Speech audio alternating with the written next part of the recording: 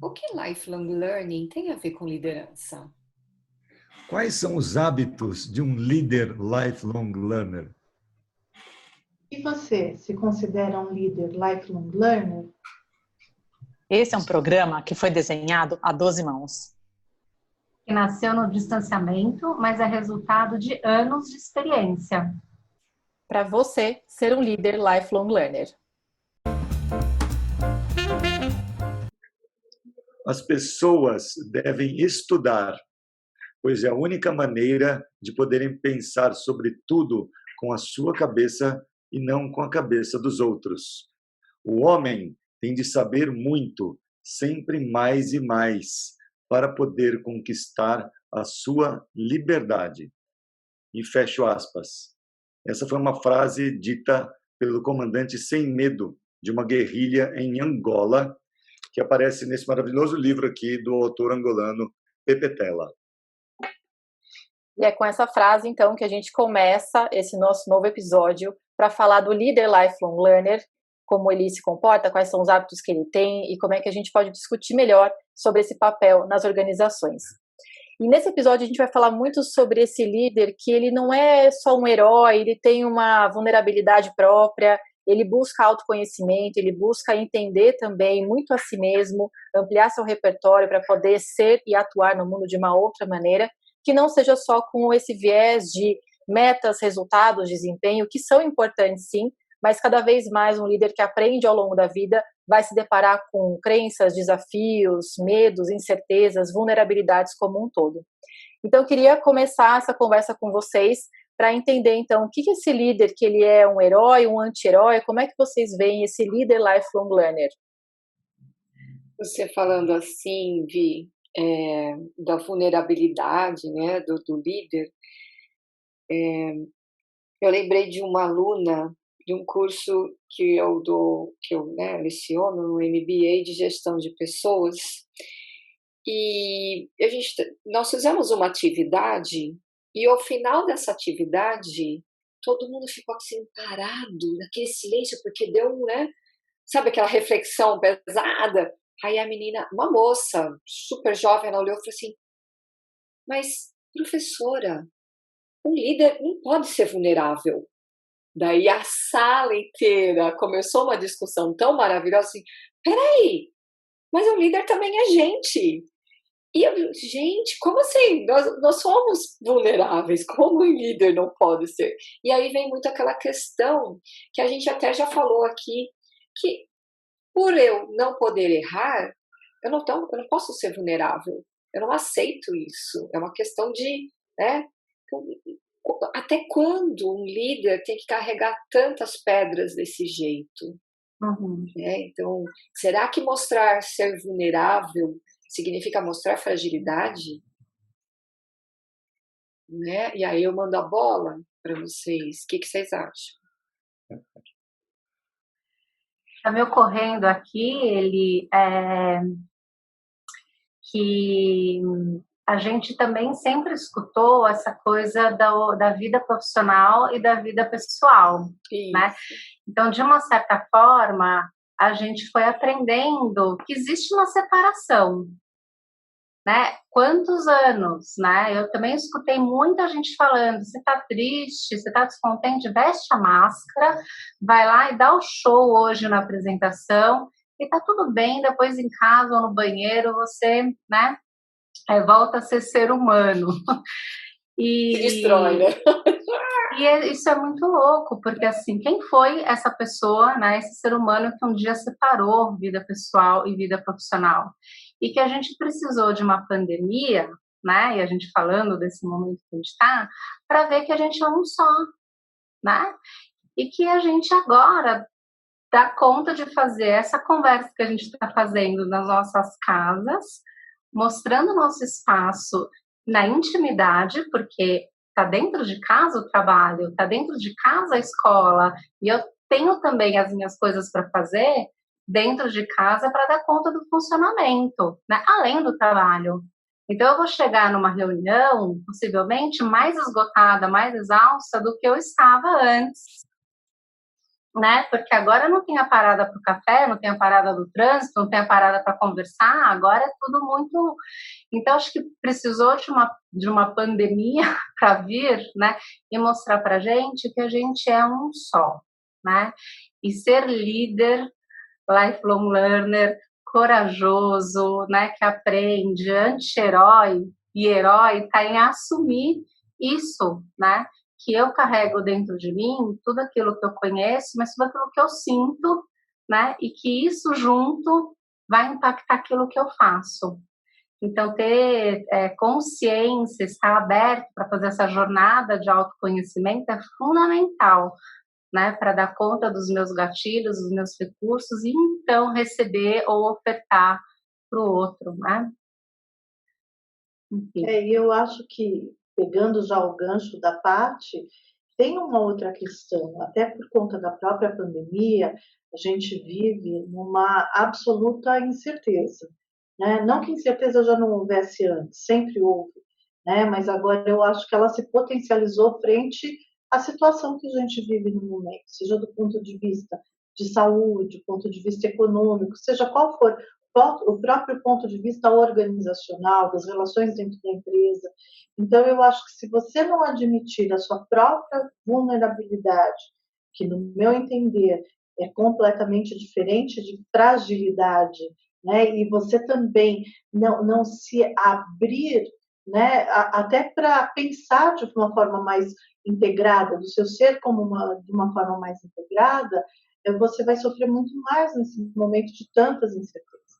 E a consequência é, como líder, você transfere isso para as suas atividades, né? Seja um líder dentro da organização, seja um líder, como a Eliana comentou anteriormente, né? O pai pode ser o líder também, ele ocupa essa posição. Eu acho que em todas as suas relações, se você não se abrir, né, para essas possibilidades e entender que vulnerabilidade faz parte, inclusive, do momento que a gente está vivendo, eu acho que você pode sofrer mais do que aquilo que seria necessário. Porque também, quando você não se abre, você não permite olhar o outro também, né? Você não permite ver a fragilidade do outro, a vulnerabilidade do outro também, né? Porque você fica olhando para o seu próprio umbigo, querendo esconder as suas desmazelas, né, que você tem, e você não abre o olhar para as pessoas que você está liderando. Então, você se torna, mais uma vez, egoísta na liderança. E a liderança fica muito mais difícil quando você está sozinho. Quando você compartilha com a sua equipe as dores e os amores, eu acho que fica um clima, uma relação muito mais saudável. As pessoas gostam, aprendem com você com muito mais facilidade. É legal isso que você falou, viu, Lu? Que no fundo, eu acho que tem muito de empatia aí, né, na sua fala, né? Quando você empatiza, né? Não sei nem se essa frase existe, desculpa, gente. Mas quando você se abre para ser empático com o outro, a ponte reversa se forma também, né? É engraçado quando, sei lá se já aconteceu comigo, né? Do chefe mostrar a fraqueza para você, você se solidariza com ele, e aí você passa a ser empático com ele, e aí a coisa começa a ser mútua, né? E vocês começam a trocar forças e trocar fraquezas, e aí tem uma amálgama, né? Que parece que é uma união aí entre líder e liderado, que nasce dessa relação aí, né? Que surgiu dessa intimidade, por assim dizer, e que é o aprendizado para toda a vida, né? Porque quando a gente aprende o tempo todo, você entende que as pessoas não são iguais, que as pessoas são fracas, que as pessoas choram, sofrem, fazem muito besteira, acerta, enfim. Então, o seu repertório aumenta de uma forma que essa relação aí, herói e anti-herói, fica uma coisa também nebulosa, né? Porque tudo, no fundo, é a mesma coisa. Então, é um aprendizado para a vida, realmente, né? Que constrói aí esse líder sobre o qual nós estamos falando aqui, né? E eu acho que essa ideia do herói também me soa um pouco assim, aquele líder que toma todas as decisões, que faz tudo, que leva os louros e também os não louros de tudo que acontece. E esse líder que está nessa chave da vulnerabilidade, da troca, da empatia e da escuta, ele está menos no controle, no sentido de ele faz tudo e ele tem que comandar tudo. Ele está naquela lógica de vamos compartilhar e colaborar e trocar e dialogar, e ele de repente fala menos, ele escuta mais, ele delega mais, e não é delargar, né, gente, que a gente ouve muito delegar, mas é delargar, a pessoa, toma aí, vai, faz que eu não quero fazer. Ele delega, ele acompanha, ele desenvolve pessoas. Eu não sei se vocês acham isso, mas eu acho que às vezes dá mais trabalho, aparentemente, no primeiro momento, porque é um novo mindset de liderança. É uma pessoa que ela vai escutar mais, enfim, ela não está tanto nesse controle, assim como nós que somos professores e consultores também. A gente já teve um momento lá atrás que a gente teve que ser menos expositivo na nossa condução das aulas, para poder ouvir mais do aprendiz, para poder aprender mais com eles também. E a gente tem que se despir do nosso ego também, de querer levar todo o conteúdo e toda a informação e controlar o tempo, para poder deixar as coisas fluírem também e as pessoas poderem experimentar, poderem trazer e você escutar e aprender como consequência. Você está mais guiando do que simplesmente toda hora comandando, fazendo as coisas o tempo todo. Então, queria ouvir de vocês, se vocês acham que está muito nessa chave também, complementaridades aí do que eu disse.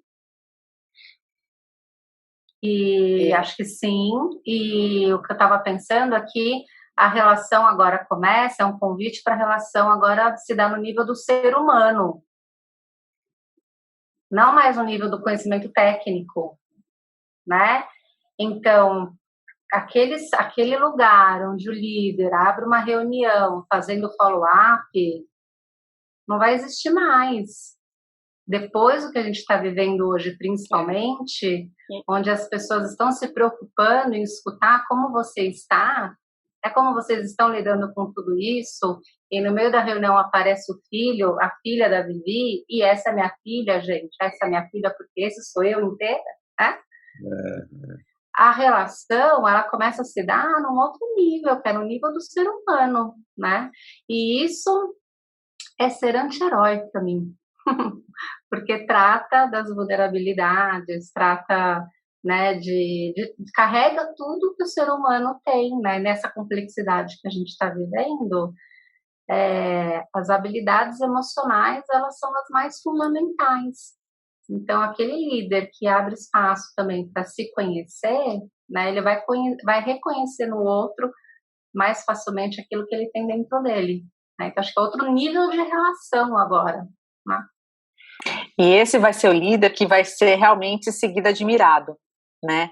O líder que se preocupa com quem está trabalhando com ele e não só com os números que ele tem que apresentar numa reunião daqui a pouco, né? Ele vai ter essa delicadeza de entender o que o outro está passando, porque nem todo dia a gente está bem como líder e como funcionário, né?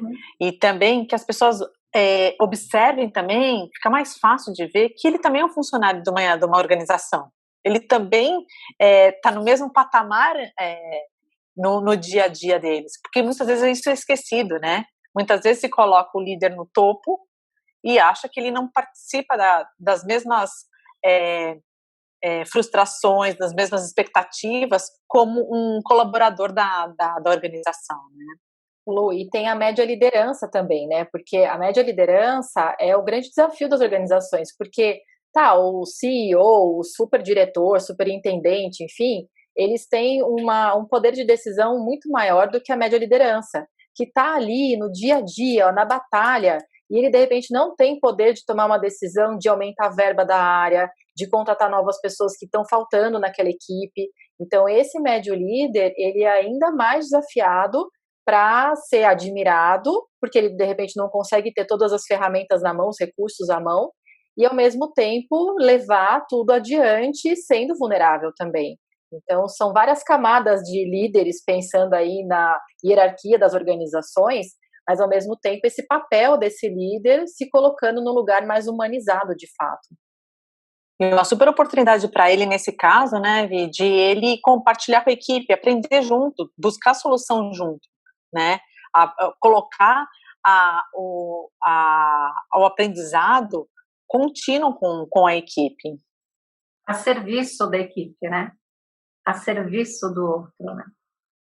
Agora, Mas vamos pensar assim, né? muitos Queria fazer uma ainda. rodada, da gente pensar, te dou a palavra também, ele.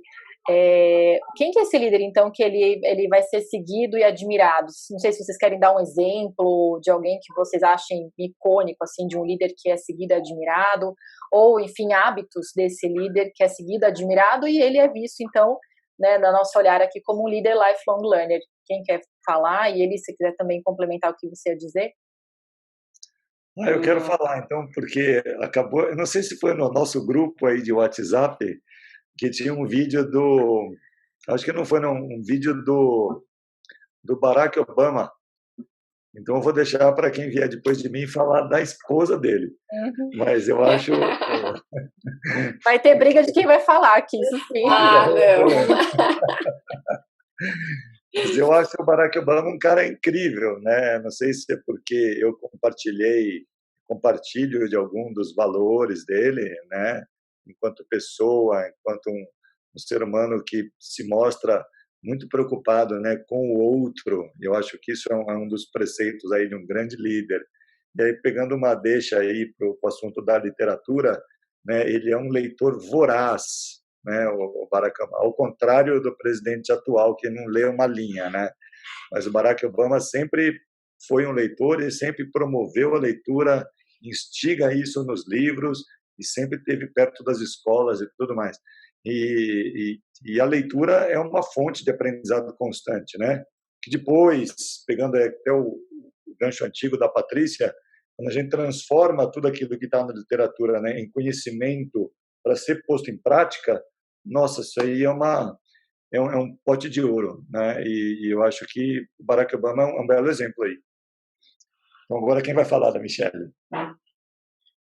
Todas ao mesmo tempo. Vou deixar para vocês falarem, porque senão eu vou ficar aqui e fazer um episódio só sobre Michelle Obama. Acho que é uma boa ideia. Falar, vamos fazer um só da Michelle.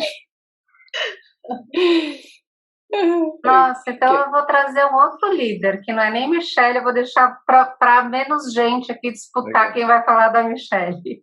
Eu vou trazer o Jack Welch, né? Que há muito tempo atrás já falava que o único papel do líder é se importar com as pessoas, né?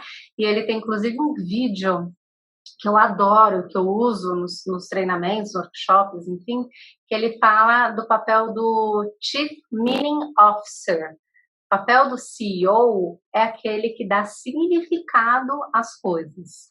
É aquele que consegue engajar, que consegue inspirar, que consegue chamar junto, mas compreendendo o que para aquela pessoa importa. Não o que para ele, no papel de líder, importa. Né? E lá atrás, né, ele já conduziu muito visionário, né? Já desafiou políticas, né, de recursos humanos, de gestão de talentos, né? Pensando nessa complexidade das relações muito mais do que na questão técnica de resultado, né, do que, né, mas trazendo como as coisas se dão, né, no dia a dia e como isso sendo o papel fundamental e único do líder, assim. Então, acho que trago o Jack Welch.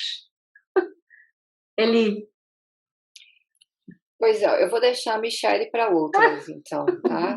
Porque você falando desse jeito, eu falei assim, gente, olha, de verdade, eu não vou trazer ninguém aqui que é conhecido mundialmente, ou conhecido regionalmente, ou nacionalmente, mas eu vou trazer uma figura, tá? Que tem algumas pessoas que estão dentro dessa figura, que são professores, que eu conheço e que eu escuto dos alunos desses professores o quanto eles fizeram diferença na vida desses alunos.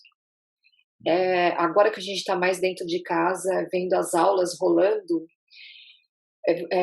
e eu, né, cada pouco é um que aparece aqui, e aí, dependendo da carinha, como é que eles estão, eu entendo que a aula foi boa ou não foi boa, e tem sempre aqueles professores que trazem uma inspiração tão fantástica, mas tão fantástica para a vida desses adolescentes e crianças, que eu falo assim, gente, olha que líder que é esse.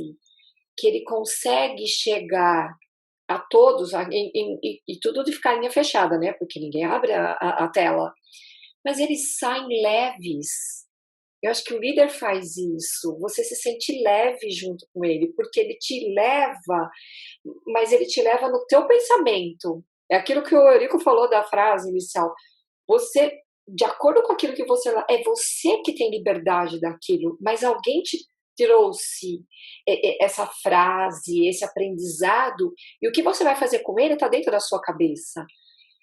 Mas esses professores, em particular, eles sabem fazer esse alinhavo, vamos dizer assim, dessa construção, né, de conhecimento. Então, eu não vou trazer ninguém fantástico no nome, assim, mas eu acho que eu vou trazer esses professores que realmente inspiram.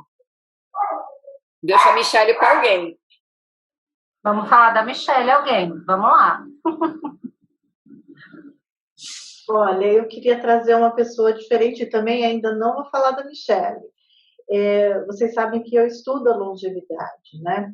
Então, um dos personagens que mais são icônicos dentro dessa ideia, né, de uma longevidade, de uma vida mais prolongada e bem vivida, é a Jane Fonda. E ela é uma pessoa que eu acho que, assim, tem uma capacidade de liderança muito interessante, e desde jovem. Então, assim, na juventude, o ativismo que ela, como ela se colocou como ativista, voltado aos direitos humanos, né? Voltado aos direitos até dos animais, de uma forma muito mais ampla, mais complexa. Depois, mais recentemente, como ela se dirige, principalmente às mulheres, né, que vivem o envelhecimento de uma forma diferente dos homens, que são muito mais cobradas no processo de envelhecimento do que os homens, e como ela lidera no questionamento desses estereótipos e como a gente pode fazer diferente, como a gente pode ser nós mesmos, né? Eu acho que assim a liderança dela tem sido muito gostosa, inclusive, de ver, né? Porque ela fala da experiência vivida dela e transforma tudo isso numa reflexão que, apesar de profunda, se dá de uma forma muito leve, no sentido de que é muito tranquila de ser feita, é gostosa de ser feita, né? Então, eu acho que ela é uma grande liderança. Maravilhoso. Então, eu vou falar da Michelle. Pronto. Isso. Deixaram, vou falar da Michelle. Sabia que ela ia pegar com a Michelle. Já que me deixaram falar, vou falar dela então. Todo mundo ficou nessa história de, né? Eu pensei em várias pessoas, tentei fazer até um contraponto de diferentes universos, já que cada um trouxe um pouquinho de cada lugar em que a gente pode pensar em líderes, né? Mas tinha pensado na Marta Gabriel, que é uma palestrante, mas no fundo ela é uma pesquisadora que fez essa migração e esse trânsito entre a área acadêmica e de pesquisa e os palcos, e faz um trabalho formidável para falar sobre o futuro, para falar sobre tecnologia, como ela impacta a nossa vida. Então, ela é uma inspiração para mim, que estou sempre nesse trânsito. Ora eu estou na academia, ora eu estou na área corporativa. Então, acho uma inspiração a gente conseguir navegar em diferentes ambientes. Acho que esse é um líder também, lifelong learner, que transita em lugares diferentes para aumentar o seu repertório.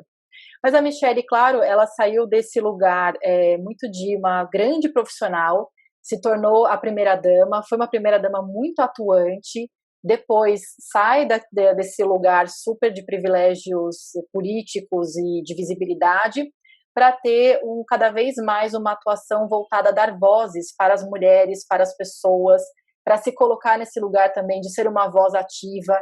Ela e o Barack têm feito vários tipos de conteúdos para o Netflix, inclusive, que é onde eles têm, né, um contrato, para poder gerar conteúdo de relevância para discussões importantes. Então, a Michelle está nessa chave do que a gente começou a falar no episódio sobre vulnerabilidade. Ela conta muito sobre os bastidores de estar nesse lugar de poder, bastidores também da relação dela com o presidente, nada mais, nada menos que o presidente dos Estados Unidos. Então, acho que é assim, um super louvor essa pessoa se colocar nesse lugar de mostrar como foi a infância, como foi dura essa infância, como ela teve desafios para superar. Então, acho que casa bem a gente encerrar com essa ideia da vulnerabilidade com a força. porque não é o vulnerável na fragilidade, e sim na coragem de ser imperfeito, como fala Brené Brown, a coragem de se colocar nesse lugar de eu não acerto tudo, eu não sou esse super-herói de fato, como é que eu lido com as minhas questões, com as minhas próprias vulnerabilidades.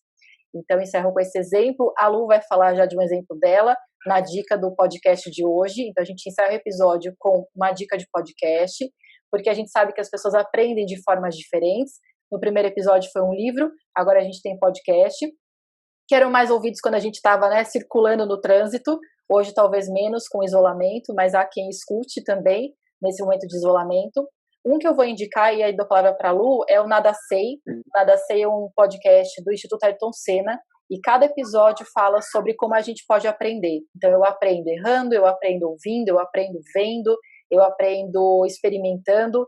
Então é um convite a gente pensar como a aprendizagem acontece em vários lugares, que não simplesmente ou não somente no ambiente formal de aprendizagem, numa sala de aula, numa sala no Zoom, na interação com o professor, condutor da conversa. E você, Lu, qual que é a sua dica? Bom, a minha dica é um podcast do The Shift. Ele é conduzido por duas pessoas, pela Cris Deluc e pela Silvia Bassi. São episódios que falam sobre disrupção. Então, a cada episódio, a gente aprende alguma coisa sobre essa nova economia, sobre a inovação que está aí. Então, são muito bem didáticos os episódios, para você aprender sobre Bitcoin, sobre novas formas de pagamento, sobre a própria educação nessa nova indústria que a gente vem vivendo. Então, falando sobre mobilidade, sobre cidades inteligentes. Então, acho que é um conteúdo muito rico para a gente aprender o que vem pela frente também. Muito bom. Muito bom. Então, com essas duas dicas, a gente encerra esse segundo episódio. Continue acompanhando que tem mais episódios por vir para você entender e ser um lifelong learner, um líder que atua nessa chave, então, da aprendizagem ao longo da vida. A gente espera no próximo episódio, então. Tchau. Maravilha. Tchau, gente. Obrigado.